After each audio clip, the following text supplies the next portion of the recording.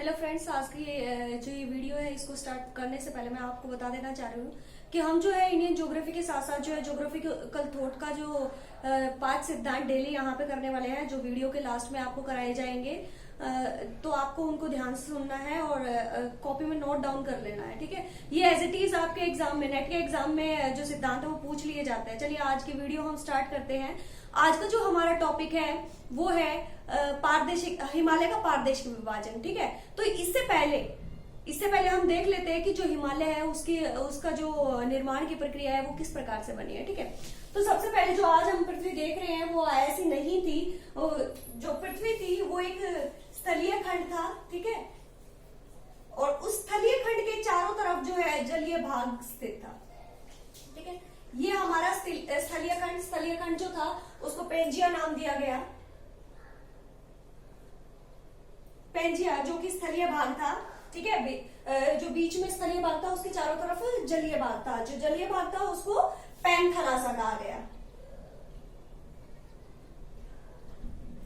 Panthalassa जो ये स्थलीय भाग था, इसमें धीरे धीरे जो है विभाजन की प्रक्रिया स्टार्ट हुई। तो ये जो स्थलीय भाग था ये भी आपका 2 भागों में विभाजित हो गया, ठीक है। जो उत्तरी भाग था, ये जो उत्तरी भाग था उसको अंगारा लैंड बोला गया।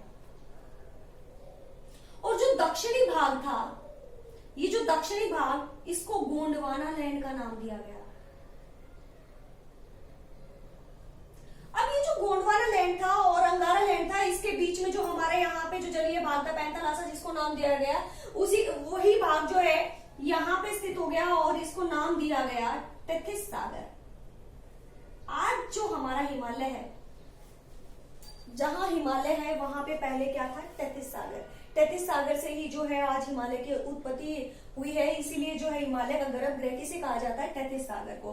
अब हम देख लेते हैं जो हमारा हिमालय है वो एक नवीन वलित श्रृंखला है, ठीक है। नवीन वलित श्रृंखला। तो जो वलित पर्वत है वो किस प्रकार के पर्वत होते हैं वो देखिए जब 2 प्लेटें, ठीक है, हमारी जो पृथ्वी है वो विभिन्न प्लेटों से मिलकर बनी है, तो 2 प्लेटें जो है वो एक दूसरे की तरफ आती है, ठीक है। जो हिमालय है उसकी उत्पत्ति हम देख रहे हैं कि 2 प्लेटें हैं। कौन कौन सी? एक यूरेशियाई प्लेट और एक इंडिक प्लेट। जब वो एक दूसरे की तरफ आई, ठीक है,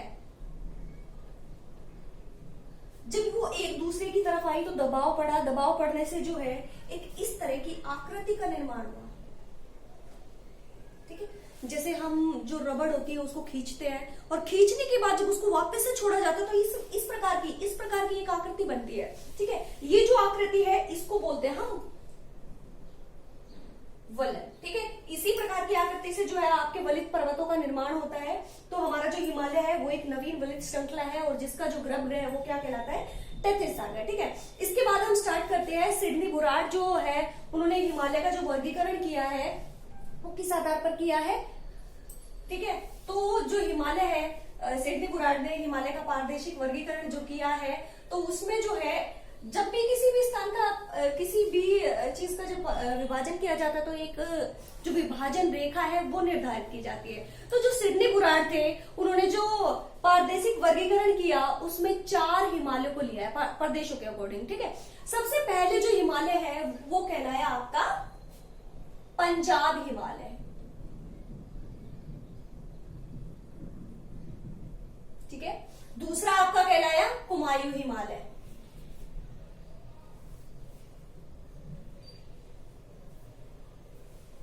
तीसरा आपका जो है नेपाल हिमालय।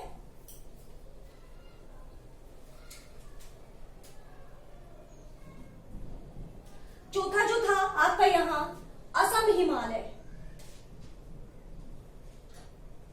अब देख लीजिए कि जो सिडनी बुराड थे उन्होंने हिमालय को किस प्रकार से विभाजित किया। पहला जो था पंजाब हिमालय, उसके बाद कुमायूं हिमालय, कुमायूं हिमालय के बाद नेपाल हिमालय, नेपाल हिमालय के बाद असम हिमालय। और जो इन्होंने जो विभाजन रेखा निर्धारित की वो किसको की? नदी को की थी। तो वो नदी हम देख लेते हैं कि पंजाब हिमालय किन 2 नदियों के बीच में पड़ता है। तो पंजाब हिमालय जो है सिंधु नदी और ये है सतलज नदी। सतलज नदी के बीच में पड़ता है, ठीक है। पंजाब हिमालय का जो विस्तार है वो सिंधु नदी से सतलज नदी के बीच में है। तो क्वेश्चन आपका आ सकता है कि सतलुज और सिंधु के बीच में कौन सा हिमालय पड़ता है, तो पंजाब हिमालय। ठीक है, अब सतलुज और यहां पे आपकी है काली, सतलुज और काली के बीच में कौन सा हिमालय पड़ता है आपका, कुमायूं हिमालय। ठीक है, काली और तीस्ता, काली और तीस्ता के बीच में कौन सा हिमालय पड़ता है, नेपाल हिमालय। तीस्ता और ये नदी हमारी है ब्रह्मपुत्र नदी।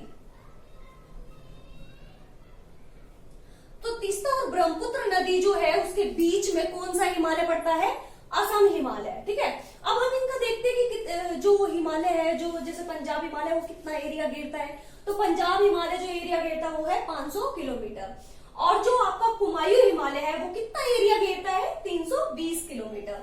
नेपाल हिमालय 800 किलोमीटर, और जो आपका असम हिमालय है वो 720 किलोमीटर का एरिया घेरता है। ठीक है, अब देखिए जो विभिन्न जो हिमालय की जो यहाँ पे हमने बांटा है पंजाब कुमायूं, तो इनके बीच में जो पर्वत श्रेणियां हैं, तो हम यहाँ पे देख रहे हैं कि कौन कौन सी पर्वत श्रेणियां इनके बीच में पड़ती है। ठीक है, तो हम यहाँ से स्टार्ट करते हैं आपका। देखिए सबसे पहले यहाँ पे आपकी जो श्रेणी है वो है कराकोरम श्रेणी। कराकोरम के बाद जो है आपकी आती है लद्दाख श्रेणी यहां। ठीक है, ये आपकी है लद्दाख। लद्दाख के बाद आती है कराकोरम, लद्दाख, जास्कर, पीर पंजाल, धौलाधर। ठीक है, नॉर्थ से साउथ इसका आपसे क्रम पूछ लिया जाए तो आप यहाँ पे बता दोगे कराकोरम, लद्दाख, जास्कर, पीर पंजाल और धौलाधर।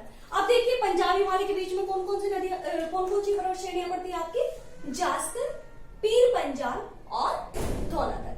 ठीक, तो अब यहाँ पे एक क्वेश्चन बनता है कि जो सिंधु नदी है वो किस किस श्रेणी के बीच में पड़ती है। ठीक है, जो सिंधु नदी जो है वो किस किस श्रेणी के बीच में पड़ती है, लद्दाख और जास्कर, ये आपको ध्यान रखना है। ठीक है, अब आपसे पूछ लिया जाए कि कराकोरम और लद्दाख के बीच में कौन सी नदी पड़ती है, तो कराकोरम और लद्दाख के बीच में जो सिंधु है इसकी एक सहायक नदी है शोक नदी, वो इन दोनों के बीच से होकर बहती है। ठीक है, तो नॉर्थ से साउथ आपका जो पर्वत श्रेणी वो क्रम है वो क्या है, कराकोरम, लद्दाख, जास्कर, पीर पंजाल, धौलाधर। पीर पंजाल जो श्रेणी है इसके अंदर आपके दो दर्रे पड़ते हैं, बनिहाल और पीर पंजाल, और जवाहर सुरंग भी यहीं पे आपकी आती है। कराकोरम श्रेणी जो है ये इसी में आपकी केटू पड़ती है, हिमालय की जो भारत की सबसे ऊंची चोटी है। ठीक है, इसके बाद हम देखते हैं जो कुमायूं हिमालय है, कुमायूं हिमालय के बीच में आपकी कौन कौन सी पर्वत श्रेणियां आती है। ठीक है, सबसे पहले हम देखते हैं यहाँ पे जो कुमायूं हिमालय इसके बीच में श्रेणियां आती है नंदा देवी। जो नंदा देवी है ये भारत की दूसरी सबसे ऊंची चोटी है। जो नंदा देवी है इसकी ऊंचाई जो है वो है 7817 मीटर। ठीक है, इसके बाद आपकी यहां पे आती है त्रिशूल। त्रिशूल, त्रिशूल के बाद आती है बद्रीनाथ, केदारनाथ, केदारनाथ के बाद आती है गंगोत्री। ठीक है, अब यहां पे देखिए जो कुमायूं हिमालय इसमें आपकी कौन कौन सी श्रेणियां पड़ती है, नंदा देवी, त्रिशूल, बद्रीनाथ, केदारनाथ और गंगोत्री। ठीक है, और जो सतलुज नदी है वो सिक्किरा दर्रे से भारत में प्रवेश करती है, जो हिमाचल का एक दर्रा है। ठीक है, इसके बाद हम आते हैं नेपाल हिमालय। नेपाल हिमालय में भी आपकी कुछ श्रेणियां पड़ती है। देखिए जो हमारा हिमालय है उसकी जो सर्वाधिक ऊंची चोटियां हैं वो आपकी पूर्व की तरफ है। ठीक है, अब ये देखिए नेपाल हिमालय में आपकी जो कौन कौन सी चोटियां पड़ती है, तो सबसे पहले यहाँ पे आती है आपकी कंचनजंगा। कंचनजंगा, कंचनजंगा के बाद जो है वो आती है, तो कौन सी आती है, एवरेस्ट, विश्व की सबसे ऊंची चोटी एवरेस्ट। एवरेस्ट की जो ऊंचाई है वो कितनी है, 8848 मीटर। ठीक है, और कंचनजंगा जो है इसकी ऊंचाई कितनी है, 8598 मीटर। इसके बाद हमारी आती है मक्कालू। मक्कालू जो है इसकी ऊंचाई कितनी है, इसकी ऊंचाई जो है वो है 8481 मीटर। इसके बाद आती है अन्नपूर्णा।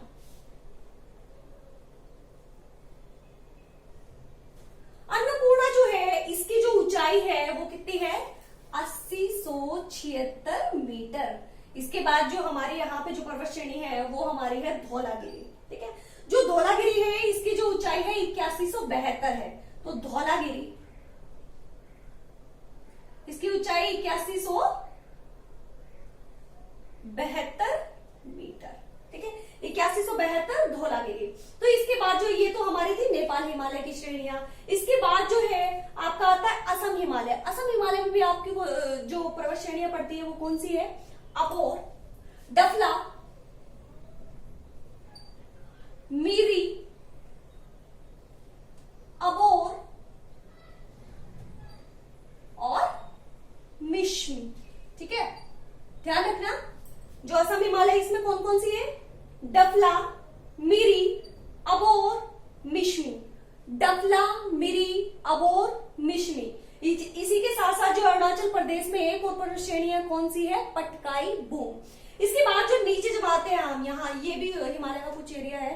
ठीक है, असम हिमालय में तो ये नहीं है लेकिन फिर भी ये हिमालय का एरिया है। तो यहाँ पे जो है विभिन्न जनजातियों के नाम पर उन पहाड़ियों के नाम रख दिए गए हैं। जैसे मिजोरम में जो है मिजो पहाड़ी है, नागालैंड में आपकी नागा पहाड़ी है, और जो मेघालय है इसमें आपकी 3 जो पहाड़ियां है वो कौन सी है, गारो, खासी और जयंतिया। ठीक है, ये तो हमारा था सिडनी बुराड़ के अकॉर्डिंग जो है जो हिमालय है इसका प्रादेशिक विभाजन। अब जो है हम देखते हैं कि ज्योग्राफिकल थॉट के 5 सिद्धांत हम डेली करने वाले हैं। ठीक है, तो वो 5 सिद्धांत आज देख लेते हैं हम। आज के 5 सिद्धांत कौन से हैं, तो सबसे पहले देखिए, सबसे पहले जो हमारा सिद्धांत है वो है अग्रभ्रंश सिद्धांत। अग्रभ्रंश सिद्धांत। जो अग्रभ्रंश सिद्धांत है वो किसने दिया था, बुराट ने दिया था। एज इट इज आपके नेट में आते हैं कि अग्रभ्रंश सिद्धांत किसने दिया, तो बुराट ने दिया था। ठीक है, इसके बाद जो आपका सिद्धांत आता है वो आता है न्यूनतम प्रयास सिद्धांत। न्यूनतम प्रयास सिद्धांत। न्यूनतम प्रयास सिद्धांत जो है वो किसने दिया था, ये दिया था जिफ ने। इसके बाद आता है गतिक संतुलन सिद्धांत। गतिक संतुलन सिद्धांत। ये जो गतिक संतुलन सिद्धांत है ये दिया था आपका लाप्लास ने।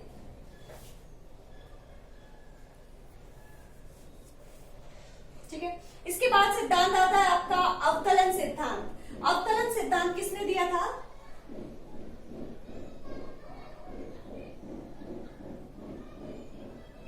जो अवतलन सिद्धांत है वो दिया था डार्विन ने। ठीक है, इसके बाद है स्थितिक तरंग सिद्धांत।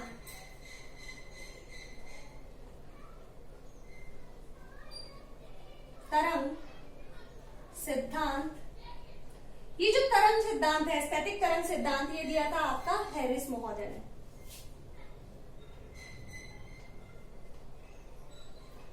ये जो थे ये हमारे आज के ज्योग्राफिकल थॉट के 5 आपके सिद्धांत थे जो आपको लर्न करने हैं, और इनको नोट डाउन भी कर लीजिएगा क्योंकि बहुत ज्यादा इंपॉर्टेंट है।